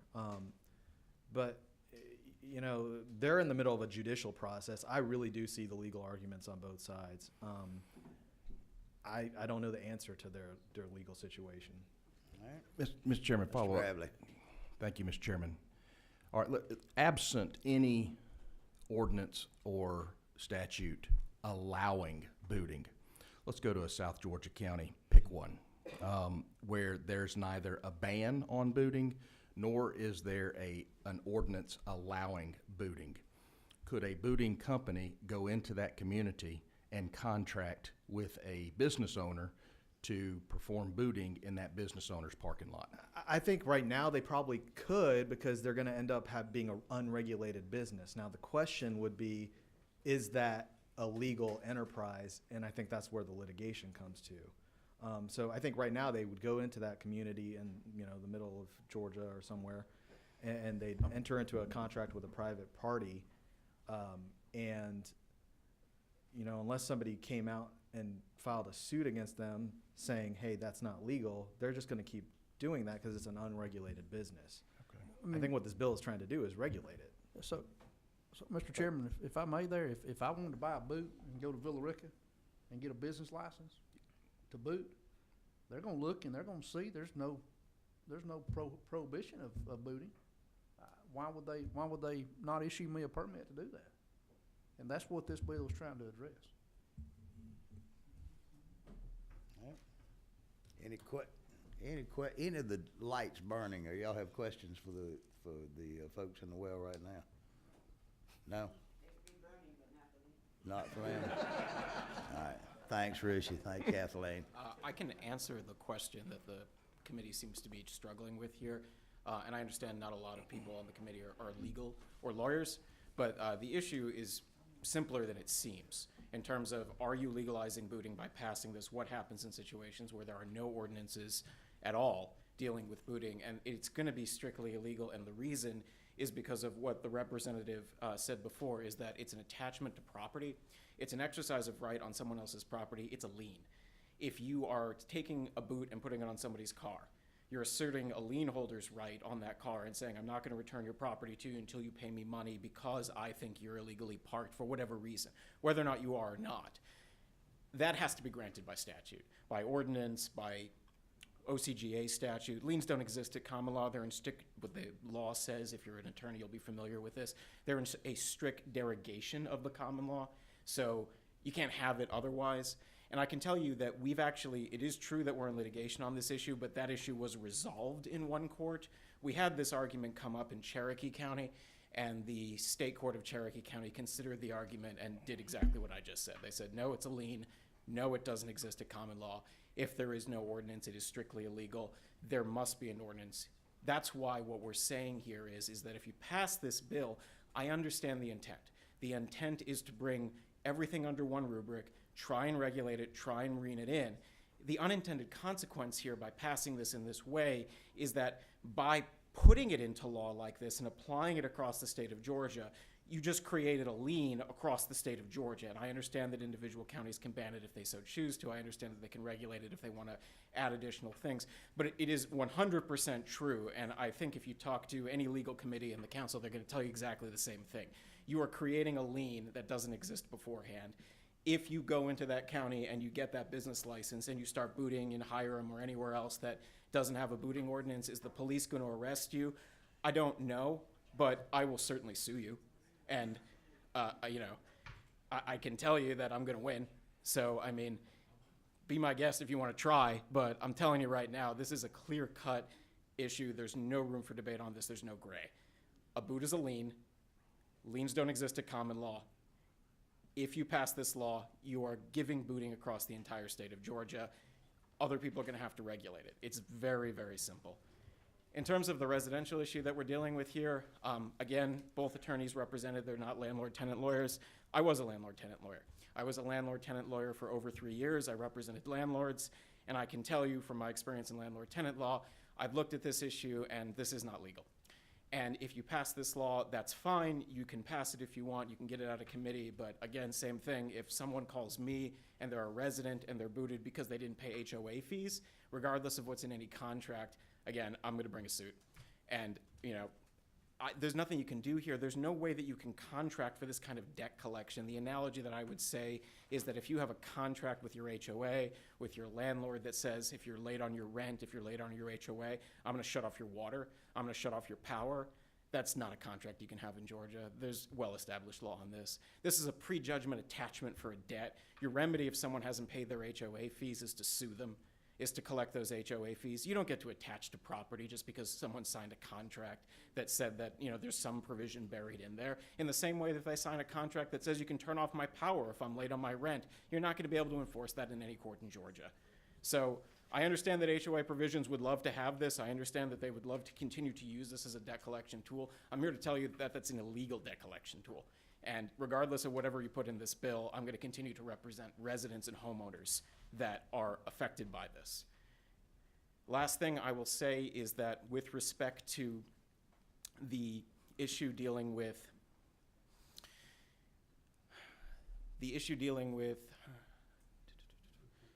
Not to worry, I have them moments my own self. It's true. We've been dealing with this for so long that I mean, I came up here with the idea. I didn't anticipate the issue with the liens coming up. The residential booting I've already discussed. That's a significant problem to me. The other problem that I'm concerned about still is the issue dealing with whether or not you're going to. I understand that the property owner should have a right to govern how their property works.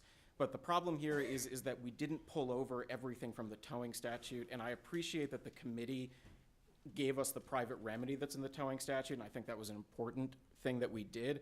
But there's another important part of the towing statute that we just couldn't get the committee to agree on, and it's the primary difference between why we consider booting predatory and towing not. And it deals with that conflict of interest argument that we were dealing with when the person from Emory University was up here. So you've got some conflict of interest provisions in the booting law. You can't own a property and boot at the property because there's a conflict of interest. What the towing statute deals with, it goes further than that. The existing towing statute that exists has an automatic monitoring provision. So what the consumer protection in the towing statute is that if you own a towing company, it is illegal for you to contract with or to monitor a lot yourself, to go out there and try and find people that are illegally parked and then tow them, because that creates a massive conflict of interest. Because if you're the person monitoring the parking lot and the person getting paid on a commission per car that you tow or pick up, suddenly you're going to find that your monitoring is going to find a lot of violations. So the towing statute makes sure that the private property owner has to have a level of separation in between. And the way you do that is you hire a company and they monitor your parking lot. And if there's something wrong and a car needs to be towed, they call the towing company. And the towing company then comes and picks up your car, but there's that level of separation. There's a security guard at the parking lot who has no interest in how many cars get towed. His job is just, I'm an hourly wage person. You need the same thing for booting. If you're going to have them on the same foot of towing, like I said, and I understand that this is not the intent to grant booting any special rights. If you're not trying to grant booting any special rights, if you're trying to bring it under all of the same regulations that make it equivalent to towing, then there shouldn't be any automatic monitoring allowed by a booting company, just as it's not allowed for a towing company. Treat them the same. I can take any questions. I got two lights going. Do y'all have questions of this gentleman? No.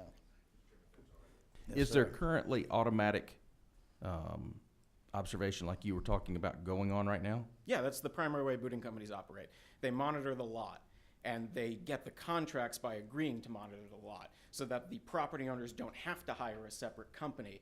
But like I said, it creates a massive conflict of interest. The issue is that they're monitoring the parking lot and getting paid for the booting. So same correlation would be as if you've got A or B record company has a contract with a particular parking lot, they have a towing truck on site watching to see if someone's in violation in that particular parking lot.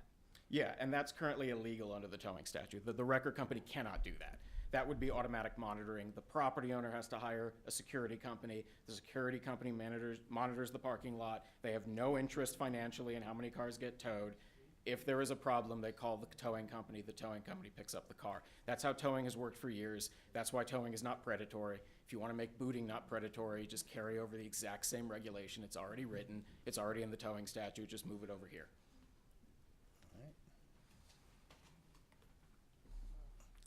Let's see. Mr. Holcomb has stepped out for a second. Mr. 25, Mr. Workhouse.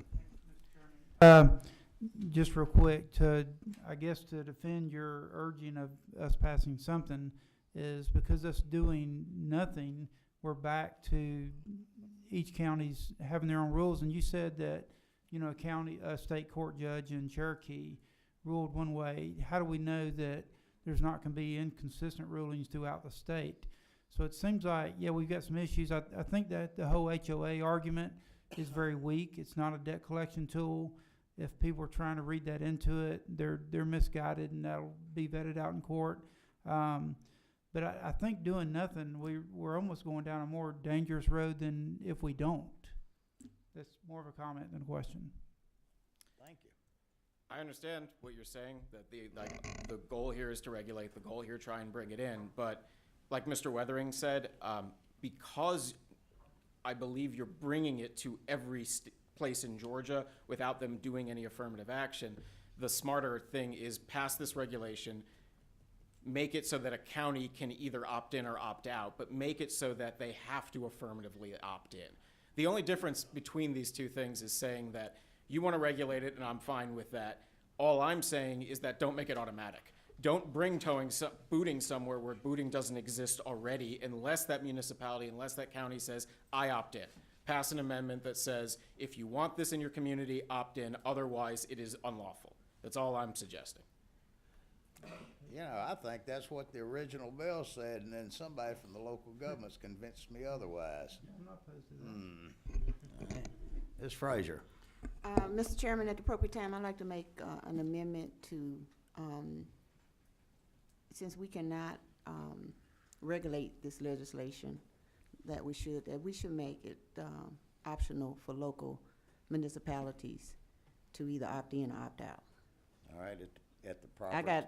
I need Julius to help. If you'll work with Julius. To write that, yeah. At the proper time, as we go through the process.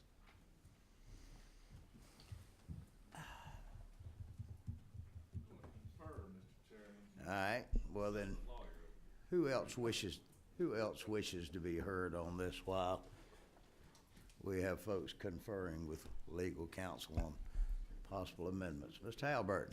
Chairman Powell, members of the committee, welcome. I was not going to testify today. You have had 5 different hearings on this, including 2 subcommittees, 3 full committees, maybe 6 hearings on this. Countless hours of testimony. We've bent over backwards at the chairman's request to take in all these trial lawyers and class action attorneys' requests. We took in every single one of them except one. They're in the bill. They told us last week, they said, we'd rather nothing pass. He said that. If nothing passes, we're where we are today, the wild, wild west. This takes care of that. As far as local ordinances, cities and counties under this bill can pass tighter restrictions or they can ban it, just as they do now. This puts something in place where there's nothing in place. We have parking lot owners over here. They own this private property. We're talking about private property owned by individuals and companies. And we're talking people who don't pay their bills. They get booted. They have to have spaces in the parking lots for people to park there. We urge you to please pass this bill today, and we support the bill as it is now. We've given up many, many things that our clients, the Booting Coalition, did not want, and we really appreciate this opportunity, and we urge this passage. Thank you. You're welcome. Welcome, Mr. Stanley. Very quickly, Mr. Chairman, thank you, Representative Collins, members of the committee. As John indicated, there have been a number of hearings on this. We, on behalf of the Georgia Apartment Association, have been watching and reading the various iterations of the legislation. The most current substitute has language that's been talked about a little bit, and in the effort to address residential parking. Understandably, it is approached including an HOA environment, a condo where an owner occupies a property and they live collectively as owners, but then also rental residential. And while you may have figured out how to handle the HOA piece, I just would like to say we're in the process of looking over the way that this impacts apartment properties. There's only one way you can recover fees in an apartment property, to my understanding, and that is going through the landlord-tenant law. You're right. You can't terminate their electricity. You can't turn off the water. You can't do that. Our owners that I have polled on this issue, they're not trying to use booting or parking fees or anything like that in any way to impact the residential rental agreement. That takes place through the lease. I appreciate Mr. Collins' effort to include the language regarding if it's included in a lease. I think most of our leases do, most of our members' leases do. What I would like to do is ask is if this moves through the process, and as it does, that, that we be permitted to weigh in with how some of the conditions that follow that would actually, whether they'd be practical or not in an apartment, closed apartment community environment. For example, there's a 30-day notice, and that may or may not be appropriate for a car that is there as a guest of a tenant, but it does not have a right to be there and remains. But I'm in the process of gathering that information. I appreciate all of the time and energy you as a committee have put into this. It's complicated. I'm certainly learning more about immobilization devices than I ever thought I would. If I might ask, in the role of the apartment association, and it goes back to what we were talking about HOAs previously, but as I've sat there, I'm thinking that, you know, and I can understand how this communicates with HOAs, Yes. how it interacts with that. And most of that would be on parking. And that should not, that also be the same issue with the apartment association. If I'm renting an apartment, and they have assigned parking. Yes. If I have parked in the wrong space, then that may be subject to booting. It may be, or if there's a car there without the permit sticker. Right. Or if they're parked in a Or if fire I have lane. a guest there, Yes, sir. then that guest is assigned guest, usually visitor parking. And if they park in the wrong spot, then it'd be subject. But other than that, that's the only thing I can see where the apartment folks would have a concern. But that's what we're trying to ascertain. All right. And again, I understand this Very is a good. legislative process, so we just want to continue Yeah. to engage as you get more and more specific about limiting what can happen on private property. Thank you. Thank you. Thank you. Anyone else wish to be heard? Anyone else out there? Be glad to go out and try to drag some other people in here if we need to. Mr. No, I Chairman. want everybody to be crystal clear on this. All right, if I might, we're gonna take a pause so that the members can meet with Julius to see if they wish to talk to any of the folks here on one side or another to get issues.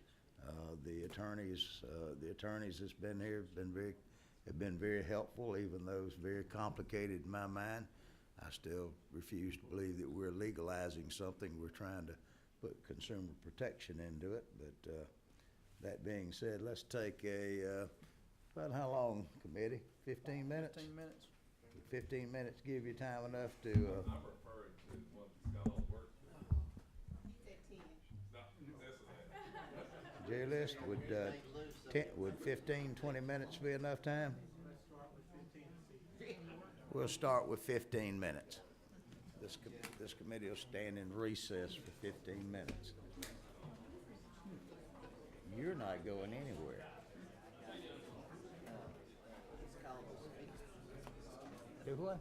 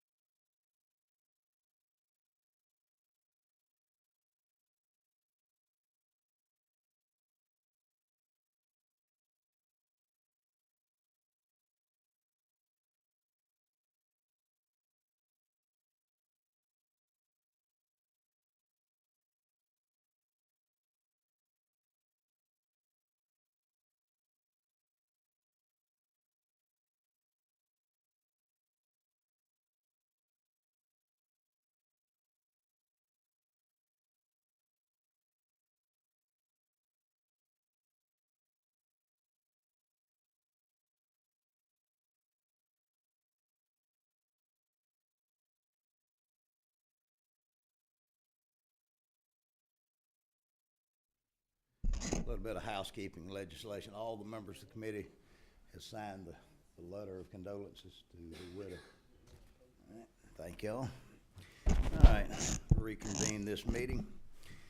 All right, we are now at the time. You've digested this through several meetings. You've digested this through several committee meetings, and this seems to be the gift that keeps on giving. We keep finding new things to add to it. So at this point, we're in the legislative process.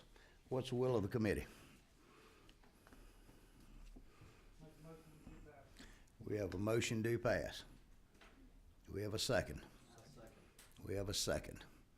All right, now, it is now time for subsequent motions. And the chair is open to accept those. Thank you, Mr. Chair. I'd like to make a motion. I'm on line 46 on page 2. Excuse me. Actually, line 48, where it says convicted of a felony offense within the last 15 years. I think that ought to be reduced from 7 to 10.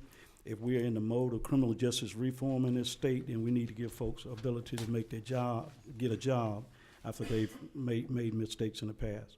So I'd like to make a motion to amend that, just If that. you restate that motion, give your line number. I like to make on line 48, I'd like to make a motion to where it says convicted of a felony offense within the last 15, strike 15, insert 7. 7. All right. I'll second that.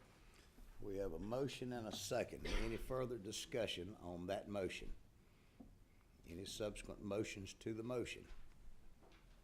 If not, all in favor say aye. Aye. Opposed? Ayes have it. That is one amendment. Thank you.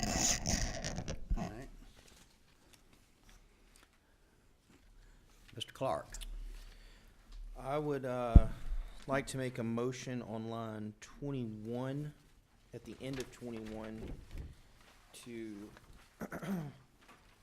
and Julius, Legislative Council has the proper wording, but basically we're putting in a provision to exclude private universities from this piece of legislation, and if he could read the wording, that this amendment would read as. On line 21, at the end, before the period, we will insert the phrase, semicolon,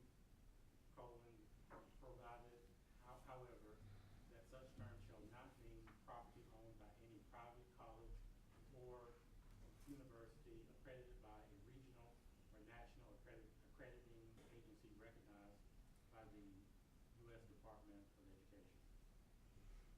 All right. And that last phrase was in there to make sure that you're not exempting some beauty school, like a Paul Mitchell hair school. So we're talking about exempting the universities. Yes, sir.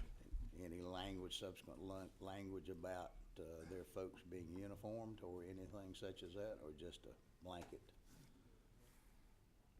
I'm open to adding that kind of language in there if that's the will of the committee. My intention with that was just to get the private schools. Private, you're not doing public, University of Georgia. And the reason why that is because this bill does not apply to public. It's only private, yes. All right. Mr. Jaspers, excuse me, Mr. Bland. We are brothers. I thought in the beginning when we said that, we said we were going to make it for universities and colleges, because those are two different things. This does, it's private university and private colleges. The reason why it's not listing public is because this bill does not pertain to public, because it's only dealing with private property. This whole piece of legislation. Okay. Chairman Jaspers. Yes, sir. Thank you, Mr. Chairman. And on a comment about this amendment, I'd like to speak against this amendment, and specifically, I have an amendment to really include them. And the reason is, I think it's for the public's right to know. When they're on a private piece of property, I think many times the legislature does interject what we want them to do. We're not afraid to do that. So when someone does enter a private piece of property and has a car booted, they need to know the rules. They need to have a sign that they can see. You know, some of these pieces of property are on edges, they're in multi areas, and they need to know who's doing it. They need to have a right for recourse in case it's done wrong. As the representative said, if there's damage done to their car by booting, they need to have a right of action. And this amendment would remove them from all of this entire bill. And that's why I would ask that you vote against it. I might ask, do you have a subsequent motion that you would like to make? I do if it's an appropriate time, Mr. Chairman. Mr. Clark. If Chairman Jaspers has a subsequent amendment that he thinks better addresses this, I will pull my amendment and listen to his. All right. Would you like to go ahead and do yours? Yes, I've got our crack legislative counsel, Mr. Julius Tolbert's going to help me with it, you know, because it is legal. And it really starts on line 41. And if Julius would go ahead and tell what it says. On line 41, we will make the current text from line 41 through 45. That's going to be a paragraph 1. And then we're going to insert between lines 45 and 46 a paragraph 2, which says this subsection shall not apply to any any property owned by any private technical school, vocational school, college, or university. And for discussion, Mr. Chairman, that really says from what was said earlier by testimony that you couldn't do this if you owned private property. So we're saying this subsection, this C doesn't apply because they do own their property. So it would allow a private ownership of private, you know, colleges and universities and technical schools, whatever, to be able to follow the rules that we've set forth in this section for booting. Is that not right, Mr. Julius? Okay, thank you. And also additionally to that, we go over to, I don't have the line number, Julius. 107.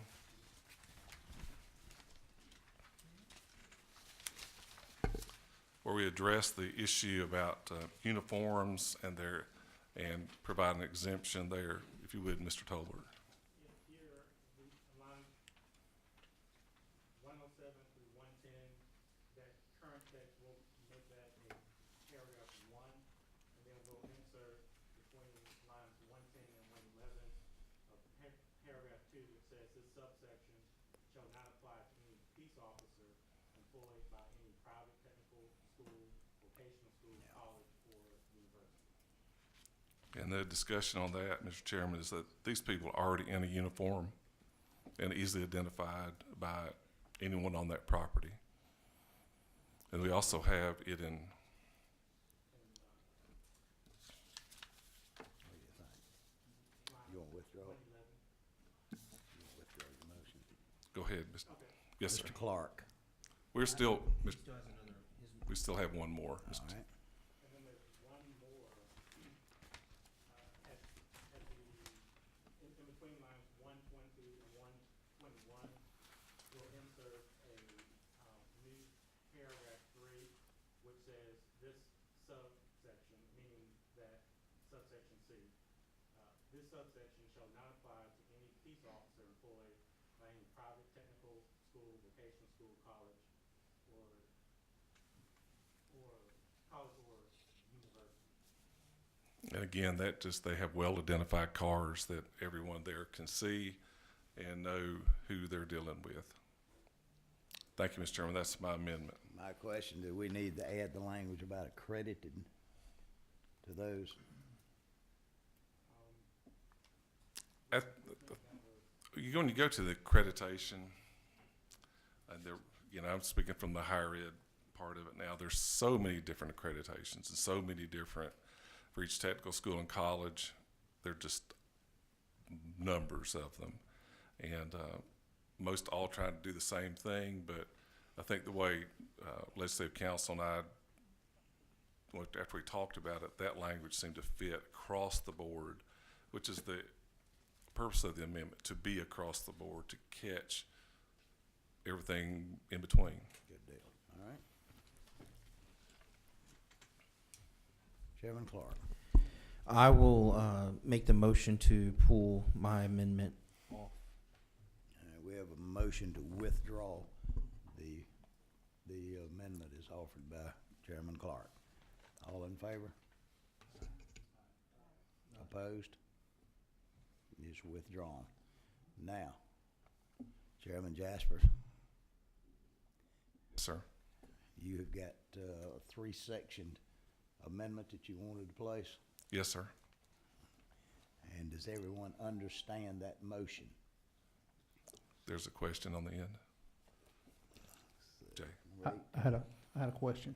So the legislative intent here is to have these universities adhere to the same practice and principle.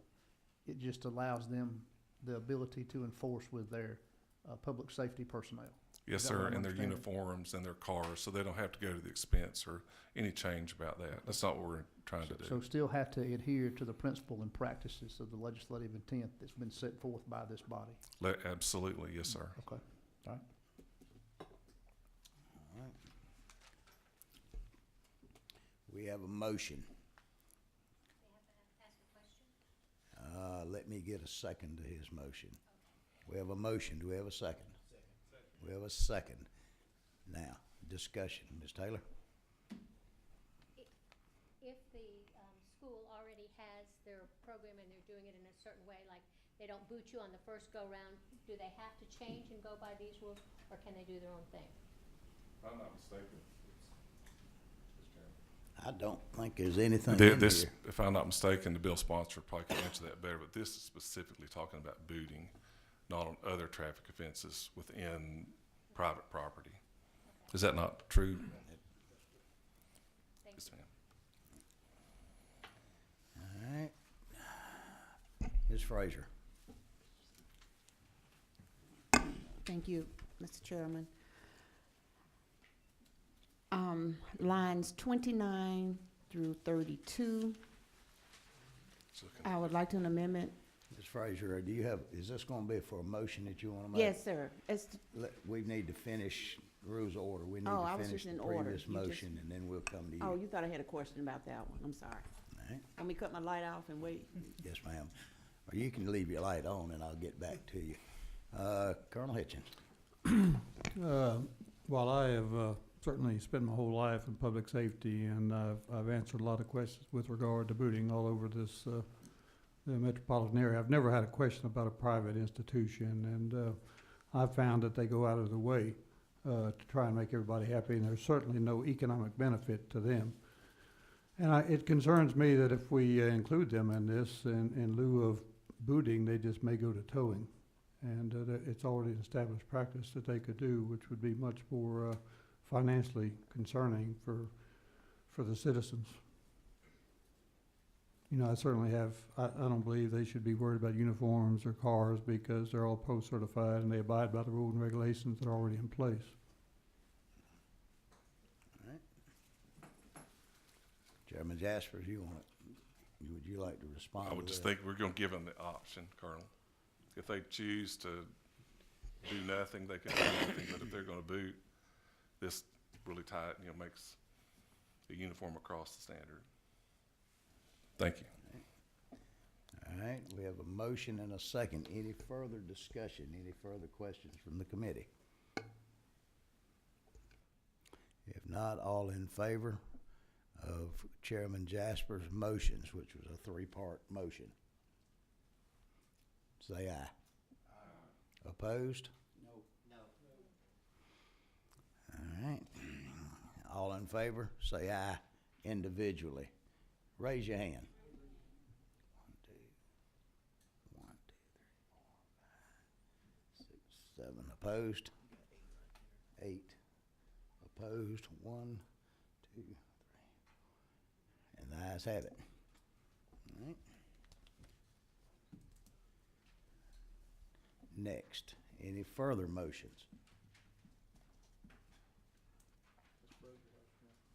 Ms. Frazier, it is your time. All right, thank you, Mr. Chairman. I'd like to make an amendment on lines 29 to 32, giving local municipalities the option to either opt in or out of this booting practice, and Mr. Talbot will read the amendment. Here, what we'll do is revise lines 29 through 30 to say, unless authorized by governing authority of a county or municipal corporation, it shall be unlawful to use vehicle immobilization devices upon parked motor vehicles in this state. Then we will also change lines 31 through 32 to state vehicle immobilization devices used upon parked vehicles on private property shall only be as provided for under this chapter. And then there's also going to necessitate a change on lines 283. And that change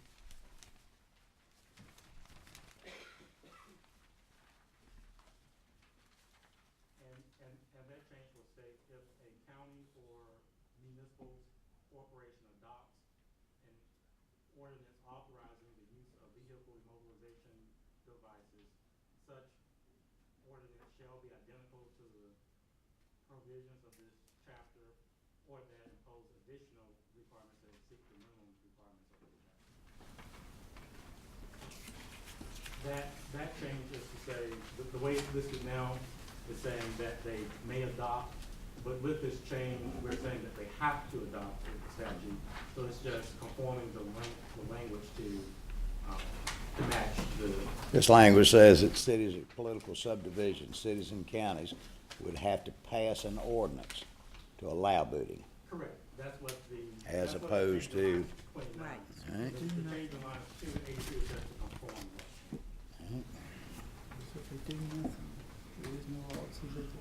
It's illegal. If they do nothing. Does everyone understand Ms. Frazier's motion?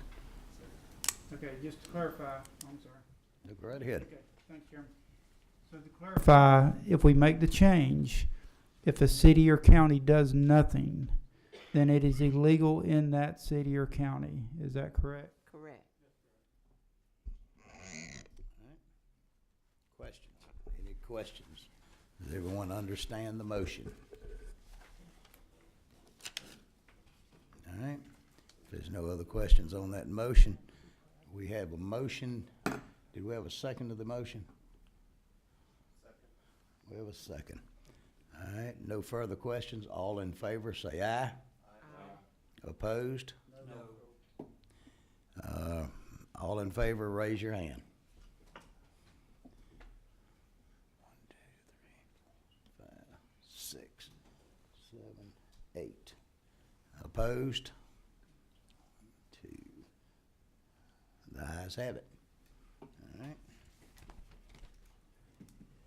Any further questions? Any further motions?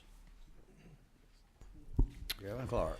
I've got another amendment to offer. It would be at the end of line 167, dealing with when an operator fails to arrive within the first hour, within the hour of being contacted, to just mandate that at that point the operator has to remove the boot for at no charge to the car owner or the car owner, driver, person in charge of the vehicle. And Julius has the language for that. Julius, state the motion. All right, for that one, the current text in lines 165 through 167 will make that a new paragraph 1, and then in between lines 167, 168, we'll insert a paragraph 2, which states if an operator fails to comply with paragraph 1 of this subsection, the vehicle immobilization device shall be removed by the operator without the payment of any fee. All right. Do we have any other questions? Do we have any questions or any subsequent motions to this motion? If not, all in favor say aye. Aye. Opposed? Nay. One nay. Ayes have it. Next motion. Any further motions? Mr. Hawkins. Thank you, Mr. Chairman. I'll start with what I think might be fairly easy. In thinking through the language of the text and having read the towing statutes over the last few days as well, we use two different words, one impound and one immobilize, and it might make it clearer, and I could see a situation where an individual could be both booted and towed, to, for this code section, use the word immobilize instead of impound, and just replace that throughout the code. So it's clear that immobilization refers to booting and impoundment refers to towing. And so I would move that throughout the code section would be to just replace the term impound with the word immobilize. All right. Have you already looked through the bill and found those locations? Yes, sir. Julius? Yes, what we would do is do a global search and replace, but the changes are gonna be in lines 99, 127, 130, 134, 157, 166, 170, 173, 194, 198, 202, 204, 228, 247. So in each of those lines where the word impound is used, or variation of it, or impounded, will be replaced by immobilized or immobilized. All right. Any questions from any of the committee members? Mr. Clark? Would that also change line 17 with the definition, where it has the definition of impound? That was, yes, that will also line 17 and also line 27. 27 as well. All right. Any other questions? Any comments from any of the committee members? No subsequent emotions to this. If not, all in favor say aye. Aye. Opposed? And the ayes have that one. All right. Any further motions to be made?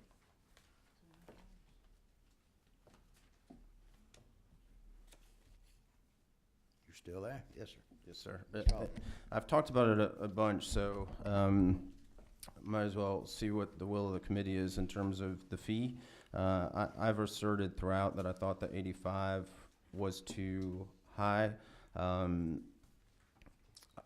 I'd like to reduce it pretty significantly down, but I think we heard from one of the speakers that 65 was the median. So I would move to reduce the fee to $65 from $85. All right. We have a motion. And what line would that be on, Mr. Holcomb? It's in a couple of places. I know that 195 is where it is, and then 236 on the sign, and then 253 on the sign language. And I think that's it. All right. Any discussion on the motion? I guess first I need to ask for a second to the motion. We have a second to the motion. Any questions? Any comments from any of the committee members? Any subsequent motions to this? If not, all in favor say aye. Aye. Opposed? So be it. All right. Next motion. Mr. Holcomb? You done? Any further motions? Any subsequent motions? What is that? All right. All right, ladies and gentlemen. I guess this is probably one of the truest pieces of legislative handiwork through the open process. All right. We have a motion to amend with several amendments, and y'all already know what they are. Does anyone wish to hear them again? If not, all in favor? Yes, sir, Mr. Collins. We'll go through, Ms. Frazier's, amendment one more time, so I can be specifically clear on that. All right. I said, I want to go through your amendment one more time.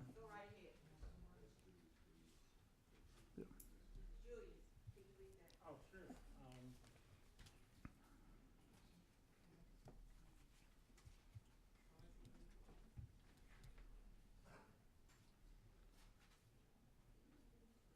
All right, with this one, we're going to replace lines 29 through 32 with the following.